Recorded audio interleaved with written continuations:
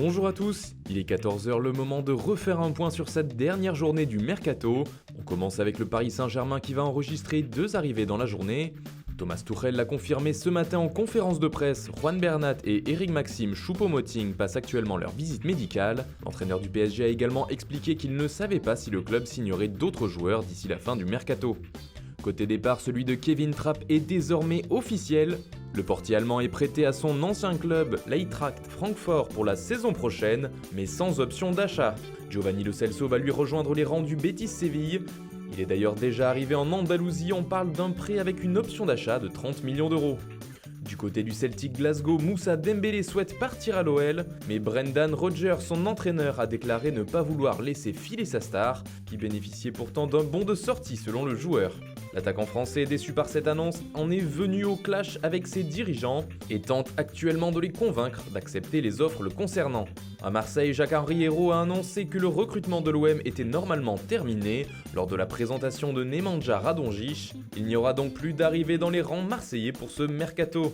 Thiago Mendes, le milieu de terrain du LOSC, intéresse de nombreux clubs en Europe et pour l'instant c'est Wolfsburg qui tiendrait la corde. Le club allemand négocie actuellement avec Lille pour le faire venir. Dans le même temps, les Loups auraient abandonné la piste de Maxwell Cornet, l'OL ne souhaitant plus le vendre. Selon nos informations, les discussions s'accélèrent entre le LOSC et le Fenerbahçe pour un prêt avec option d'achat de Yacine Benzia. D'ailleurs, Moussa Sow, joueur du Fener, a confirmé que Benzia était en train de s'engager avec le club turc. En parallèle, Lille a officiellement annoncé le départ de Vincent Anyama.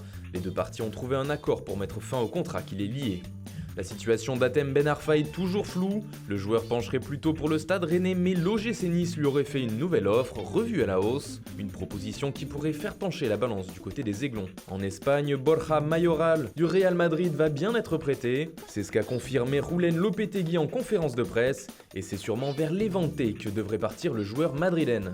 Jérôme Boateng va lui rester au Bayern Munich, son entraîneur Niko Kovac l'a affirmé aujourd'hui devant la presse. Et puis c'est officiel, Thomas Fouquet, latéral droit de la Gantoise, s'est engagé pour 5 ans avec le Stade de Reims.